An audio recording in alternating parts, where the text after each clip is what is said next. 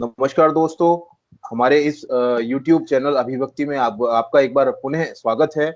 आज मैं आपकी मुलाकात कराने जा रहा हूँ मेरठ के बड़े फेमस, बड़े senior child specialist doctor Sanjeev Goyal से।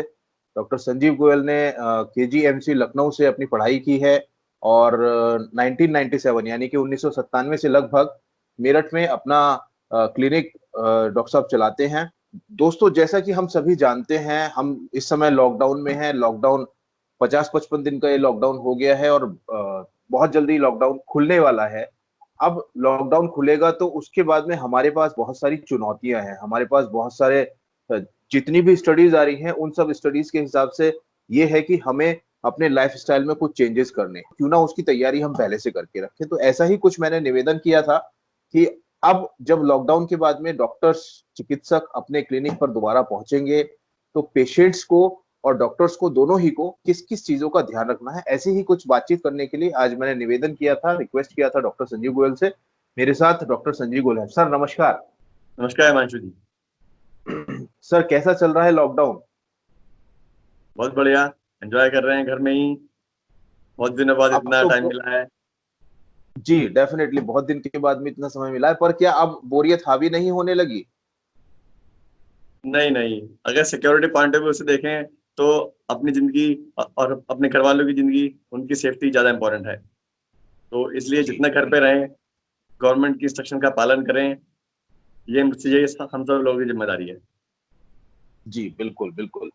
सर, मैं आपसे जानना चाहूंगा कि जल्दी ही, जैसा कि अब लॉकडाउन 4 में हम लोग चल रहे हैं, निकट भविष्य में लॉकडाउन खत्म होगा और सारी चीजें, सरकार कोशिश कर रही है कि सुचारू रूप से जैसे पहले चल रही थी वैसी ही चले।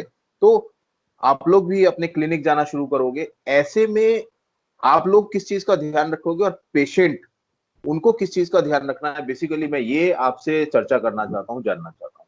तो थोड़ा बताएंगे कि पेशेंट्स को खास तौर पर किन चीजों का ध्यान रखना होगा अब आने वाले समय में?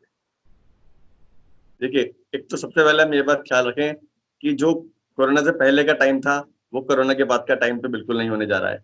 हमारी आपकी जी जिंदगी में बहुत सारे चेंजेस आने वाले हैं, जो हमें फॉलो करने पड़ेंगे। इस सब के लिए जी हमें सबसे पहले तो ये कोशिश करनी है। दो तीन चीजें इंपॉर्टेंट हैं। पहले तो ये फैसला करना है कि हम डॉक्टर के पास जा क्यों रहे हैं, और जब हम डॉक्टर के पास जा रहे हैं तो हमें वहां पे क्या प्रिकॉशन लेने हैं। हम्म, डॉक्टर के पास जाने के लिए हम हमारा सजेशन ये है कि हम जितना डॉक्टर के क्लिनिक पे कम से कम जाएं, उतना ज्यादा अच्छा है। हम कोशिश करें कि जो बात हमारी टेली कंसल्टेशन से, टेलीफोन से हो सकती है, छोटी मोटी बातें, वो हम कर लें, फोन से निपटा लें। कोई डॉक्टर आज आपको मना नहीं करेगा टेलीफोन से बात करने से। और दूसरी बात, हम कोशिश करें कि हम जब विजिट करें तो पहले से डॉक्टर के जाने से पहले उससे फोन पे अपॉइंटमेंट ले लें। क्योंकि जो रिकमेंडेशन है वो ये है कि हम अ, अपनी क्लिनिक को दो हिस्सों में डिवाइड करेंगे। एक हिस्सा वो होगा जिसमें डॉक्टर्स केवल उन मरीजों को बुलाएंगे जिनको केवल वैक्सीनेट करना है। हम केवल अभी चाइल्ड स्पेसिस की बात कर रहे हैं। और एक टाइम में जी उनको बुलाएंगे जो बीमारी वाले मरीज हैं।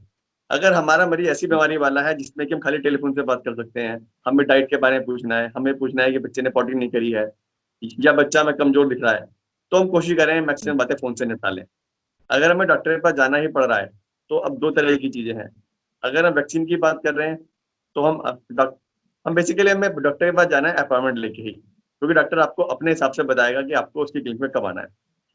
अब आप जब जी क्लिनिक पे जा रहे हैं, अब जब आप डॉक्टर की क्लिनिक पे जा रहे हैं, तो दो तीन चीज आपको स्पेशली ख्याल रखनी है। पहले आपको मालूम होना चाहिए कि इन्फेक्शन या कोविड का फैलता कैसे है, तभी आप उसको बचाव जी के लिए उपाय कर पाएंगे।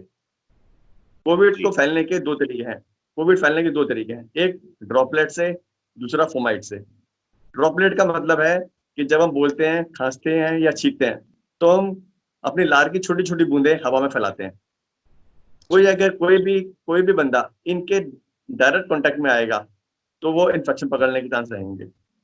जब हम नॉर्मली बोलते हैं, तब हम अपनी जो जो हमारे मुंह से हवा निकलती है, उससे जो ड्रॉपलेट इन्फेक्शन होता है, वो जो ड्रॉपलेट जाती है वो 1 मीटर तक जाती है। जब हम खांसते हैं तो वो ड्रॉपलेट 2 मीटर तक जाती हैं। और अगर हम छींक जी देते हैं तो वो ड्रॉपलेट 3 मीटर तक जाती हैं। अगर हम जी मास्क लगाते हैं अगर हम मास्क लगाते हैं तो हम ये जो फैलाव है 1 मीटर 2 मीटर 3 मीटर का, ये हम अपने चेहरे के सामने ही रोक सकते हैं। तो इसलिए सोसाइटी में हर एक को मास्क लगाना सबसे जरूरी है, ताकि ड्रॉपलेट हम ना फैलाएं। प्लस अगर हमने मास्क लगाया हुआ होगा तो अगर हमारे सामने वाला बंदा ड्रॉपलेट से इन्फेक्शन फैला रहा है तो हम वो कैच नहीं करेंगे। इसलिए मास्क सबसे इंपॉर्टेंट चीज है। दूसरा मोड ऑफ ट्रांसमिशन है इसका फोमाइट के थ्रू। फोमाइट का मतलब होता है जो ये ड्रॉपलेट धूल के साथ मिलके हमारी किसी भी सरफेस पे, चाहे वो टेबल हो, दरवाजा हो, डोर हैंडल हो, किसी भी चीज पे अगर वो बैठेंगे, ये करीब करीब 1 से 2 दिन तक वहां पे सर्वाइव कर सकता है। तो हमें एक आदत ये चेंज करनी है कि हम इन सब चीजों को ना छुएं। और अगर हम छू भी रहे हैं तो हम ये मान के चलें कि ये सब फोमाइट्स हमारे हाथ पे लग गए हैं। अब इनको हमारी बॉडी में एंटर करने के लिए केवल 3 ही रास्ते हैं, आंख से, नाक से या मुंह से। ये हमारी स्किन को पियर्स करके नहीं जा सकते, हमारी स्किन के थ्रू नहीं जा सकते अगर हमारी स्किन इंटैक्ट है तो हमें ये आदत छोड़नी होगी कि हम अपने हाथ को आंख पे, नाक पे, मुंह पे ले जाएं। अगर हम अपनी आंख को, नाक को और मुंह को टच नहीं करेंगे अपने हाथ से, तो ये वायरस हमारी बॉडी में एंटर नहीं कर सकता है। ये हमारी इंटैक्ट स्किन के थ्रू नहीं जा सकता है। तो हमें एक तो आदत ये बदलनी है कि हमें किसी भी चीज को टच नहीं करना है, किसी भी सरफेस को। कोशिश करें कि हम या करने पड़े तो कम से कम करें और हाथ को तुरंत सैनिटाइज करें। हर जगह साबुन मिल जाए या पानी मिल जाए ये पॉसिबल नहीं है, इसलिए सैनिटाइजर की एक बोतल अपनी जेब में हमेशा रख के चलें जी। और तुरंत अपने हाथ को सैनिटाइज कर लें। जी डॉक्टर साहब, एक चीज जानना चाहूंगा, आपने बोला स्किन के थ्रू नहीं जाएगा, पर अगर किसी के हाथ में, पैर में कहीं कोई चोट है और ये ड्रॉपलेट चोट पर पड़ता है तो क्या इन्फेक्शन के चांसेस हैं? बिल्कुल, तो चांसेस हैं बिल्कुल। तो ऐसे में आप ग्लव्स पहन के रखें। ग्लव्स पहन के रखें, मतलब अगर हमें कहीं भी स्किन ब्रीच है तो ग्लव्स पहन के रखें आप। ग्लव्स पहन के रखें, तो मतलब हमें इस चीज का बिल्कुल हर हाल में ध्यान रखना है कि किसी भी तरीके से ओपन वुंड या नाक, आंख और मुंह के माध्यम से ये वायरस हमारे शरीर के अंदर ना पहुंचे, ना जाए। बिल्कुल मतलब मैं ये मान के चलूं कि आने वाले दिनों में, आने वाले कुछ समय, जब तक इसका वैक्सीनेशन और ये सब नहीं होता है, या मैं अच्छा, किसी का एक वैक्सीनेशन हुआ है, मान लेते हैं इसकी वैक्सीन निकल जाएगी निकट भविष्य में, किसी एक आदमी का वैक्सीनेशन हुआ है और एक आदमी का नहीं हुआ है, तो इन्फेक्शन ट्रांसफर के चांसेस? अभी तो हमारे पास वैक्सीन अवेलेबल ही नहीं है, इसलिए हमें नहीं मालूम कि किस तरह से आगे हम वो करेंगे। हम कोरोना वायरस की वैक्सीन की बात कर रहे हैं, तो अभी हमें इसके बारे में कोई डिटेल अवेलेबल नहीं है, सब अभी ट्रायल फेज में है। देखिए, किसी भी वैक्सीन को, नॉर्मली वैक्सीन डेवलप होने में अब तक जितनी वैक्सीन डेवलप हुई हैं, मिनिमम टाइम पीरियड 5 साल का लगा है।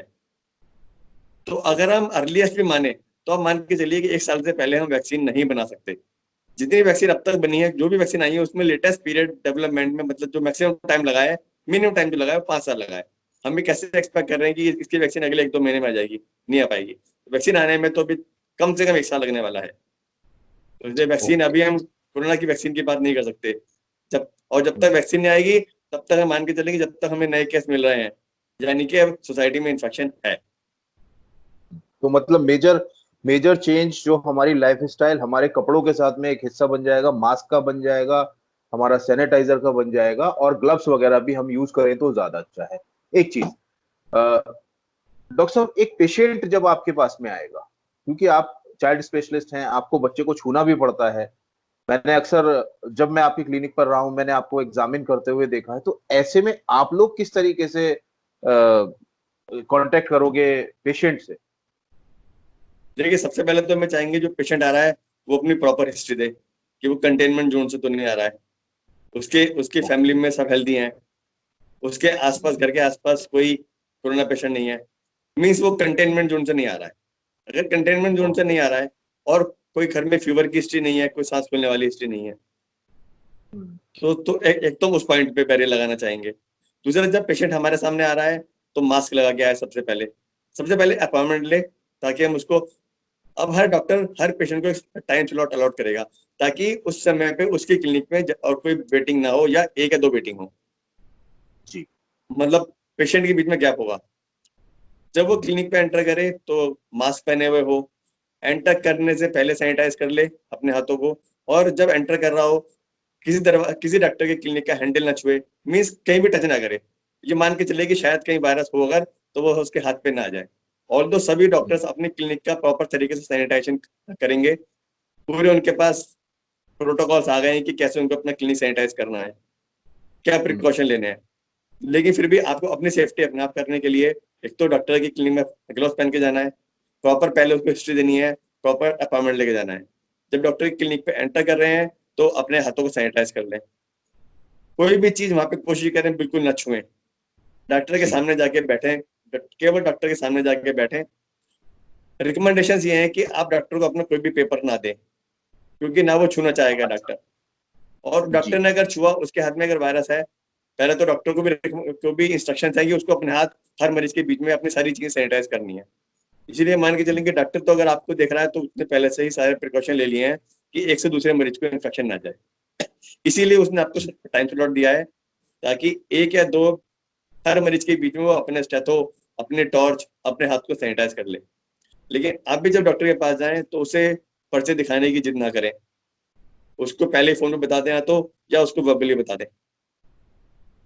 मरीज को दिखाएं, अपना काम करें।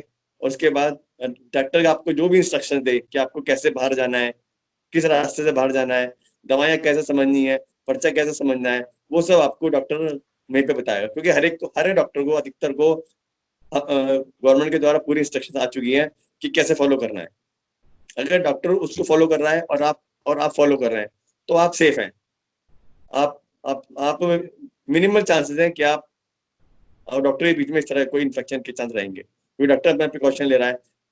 हर डॉक्टर, जरूरी नहीं कि डॉक्टर क्लिनिक में पीपी किट पहन के बैठे, ऐसी कोई रिकमेंडेशन नहीं है। डॉक्टर ने अगर हम्म। अपना चेहरा ढका हुआ है प्रॉपर तरीके से, तो उसने ग्लव्स नहीं भी पहने हुए हैं, क्योंकि वो बीच में हाथ सैनिटाइज कर रहा है। ग्लव्स पहनने से आपका हाथ सैनिटाइज नहीं होगा। ग्लव्स पहनने के बाद भी आपको हर मरीज के बीच में अपने हाथों को सैनिटाइज करना है। ग्लव्स तो केवल आपकी स्किन को बचाने के लिए है, अगर उसमें टीयर है कोई तो, ताकि उससे अच्छा। वायरस एंटर ना कर जाए। लेकिन अगर आपने ग्लव्स भी पहने हैं तो इसका मतलब ये नहीं कि आपका हाथ अब बिल्कुल सेफ है। आपका हाथ वैसे ही है जैसे कि बगैर ग्लव्स पहने था। यानी कि आपको उसके बीच में भी अपने हाथ को बार बार सैनिटाइज करना है, चाहे वो डॉक्टर हो चाहे वो आप हो। ओके। बच्चे का वेट लिया जाता है, बच्चे को वैक्सीन के लिए आपको उसको टच ही करना पड़ेगा। बच्चे का आप थर्मामीटर से टेम्परेचर चेक करते हैं, इस सब को किस तरीके से किया जाएगा? देखिए, ऐसे हम लोग ये चाहेंगे कि पेशेंट की अटेंडेंट उसका बुखार तो खर्चे नाप कर लाएं। पहले साल में, दूसरे साल में यूजुअली वेट गेन हर डॉक्टर आंख से देख के बता देता है। पॉसिबल है उसमें 100, 200, 300 ग्राम का कम या ज्यादा होगा। लेकिन अदरवाइज डॉक्टर को इतना एक्सपीरियंस होता है कि वो देख के बता सकता है आपके बच्चे का डेवलपमेंट ठीक से हो रहा है या नहीं हो रहा है। आइडियली रिकमेंडेशन नहीं है कि हम बच्चे का बुखार नापें टच वाले अच्छा। थर्मामीटर से। ये हम इंफ्रारेड जी। हम इंफ्रारेड थर्मामीटर इस्तेमाल कर सकते हैं। लेकिन हम जो हमारे ग्लास वाला या इलेक्ट्रॉनिक थर्मामीटर है उसे हमें नहीं नहीं नापना है। वेट अगर हमें करना पड़ रहा है तो हर हर हर पेशेंट के बीच में हम वेट मशीन को भी सैनिटाइज करेंगे। अदरवाइज हम कोशिश करेंगे कि हम मरीज का हर बार वेट ना लें। अगर हमें दिख रहा है बच्चा चबी है, बच्चा है सही तरीके से बढ़ रहा है, बच्चा बैठने लगा है, तो कोई वेट करने की जरूरत नहीं है उसका। सर और ना आपने बोला। और ना घर वालों को इंसिस्ट करना चाहिए कि नहीं डॉक्टर साहब वेट जरूर लेना है, हेड साइज जरूर लेना है। अगर बच्चे के माइलस्टोन नॉर्मल आ रहे हैं, बच्चे को 6 महीने बैठना चाहिए, बच्चा बैठ रहा है, बच्चे को 9 महीने में क्रॉल करना चाहिए तो क्रॉल कर रहा है, तो इसका मतलब है कि माइलस्टोन नॉर्मल चल रहे हैं। तो ऐसे में हमें हर बार हेड नापने की जरूरत नहीं है। हेड नापने की इंडिकेशन तभी है अगर बच्चा इन माइलस्टोन्स में डिले हो रहा हो, कि जब बैठना चाहिए 6, 7, 8 महीने बैठना चाहिए, बच्चा 11 महीने तक नहीं बैठा। गर्दन संभालनी चाहिए 4, 5 महीने पे, बच्चा गर्दन संभाल रहा है 6, 7, 8 महीने पे। तो ऐसे में हमें एक्सरसाइज की जरूरत पड़ती है। अदरवाइज रूटीन में ना भी नापे तो ऐसी कोई इमरजेंसी नहीं है, क्योंकि मैं जहाँ तक समझता हूँ 1 या 2 महीने में सब चीजें नॉर्मल हो जानी है। जी जी। सर आपने बोला कि पेशेंट पर्चा दिखाने के लिए इंसिस्ट ना करे डॉक्टर को, पर जब पेशेंट डॉक्टर के पास से बाहर आता है तो वो प्रिस्क्रिप्शन पैड पर दवाइयां लिखवा के लेके आता है। तो अब क्या ऐसा होगा कि हर बार पेशेंट के लिए एक नया प्रिस्क्रिप्शन दिया जाएगा? बिल्कुल, हर बार पेशेंट को नया प्रिस्क्रिप्शन देना है। और वो भी रिकमेंडेशन ये हैं कि जब पेशेंट बाहर निकल रहा हो उसके हवाले तब करें, ताकि हमने उसको पर्चा दिया, हो सकता है वो दोबारा हमारे हाथ में पर्चा देके पूछे जी ये क्या है, ये क्या है, ये क्या है। तो हम पेशेंट को तभी पूरी इंस्ट्रक्शन दे दें, उसके बाद ही उसके हाथ में पर्चा दें उसका, और वो दवाई भी पूछने दोबारा नहीं आएगा। हमारी फार्मासिस्ट को इंस्ट्रक्शन होंगी कि वो दवाई फार्मासिस्ट उनको बाहर ही समझाए, मेडिकल स्टोर वाला दवाई बाहर ही समझा दे, क्योंकि उसको हम कोशिश करना चाहेंगे कि पेशेंट दोबारा हमारी क्लिनिक में एंटर ना करे। जी, तो मतलब अभी ना सिर्फ हमारे लाइफ में डिजिटल, आज मैं और आप डिजिटली बात कर रहे हैं, बल्कि और बहुत सारी चीजों का डिजिटलाइजेशन होने वाला है निकट भविष्य में, मैं ऐसा मान के चलूं। इसमें एक चीज और मैं बताना चाहूंगा, जो भी हम डॉक्टर को फीस दे रहे हैं, कोशिश करें कि हम जो भी पैसा ट्रांसफर कर रहे हैं वो डिजिटली ट्रांसफर करें। डिजिटली ट्रांसफर करेंगे तो कोई वायरस कहीं एक दूसरी तरफ जाने के चांस कम होंगे। अगर आप डिजिटली ट्रांसफर नहीं कर रहे हैं तो कोशिश करें कि जितने डॉक्टर पैसे मांग रहे हैं आप उतने खुले पैसे दें, ताकि आप उससे वापस पैसे ना लें। अगर आपको लगता है कि आपके 100-200 रुपए आपके पास डॉक्टर के पास ज्यादा चले गए या कम हो गए, तो आप वो अगली विजिट पे एडजस्ट करें। जितना कम से कम ट्रांजेक्शन हो आप दोनों के बीच में, उतना ज्यादा अच्छा है। जी, मतलब कि आने वाला समय बहुत ज्यादा एडजस्टमेंट का है, दोनों ही लोगों को, पेशेंट को भी और डॉक्टर को भी बहुत सारी चीजों पर बहुत ज्यादा एडजस्टमेंट करके चलना पड़ेगा। लेकिन इसमें डरने की कोई बात नहीं है, नथिंग टू वरी, केवल थोड़ा सा अलर्ट रहना है, विजिलेंट रहना है और केयरफुल रहना है। अच्छा, बहुत सारी चीजें कोरोना के लेकर लगातार चल रही हैं, रोजाना नई स्टडीज आ रही हैं, रोजाना नई नई बातें सुनने को मिल रही हैं। WHO ने और गवर्नमेंट अथॉरिटीज ने कहना शुरू कर दिया है कि अब तो इसके साथ जीने की आदत डाल लेनी चाहिए।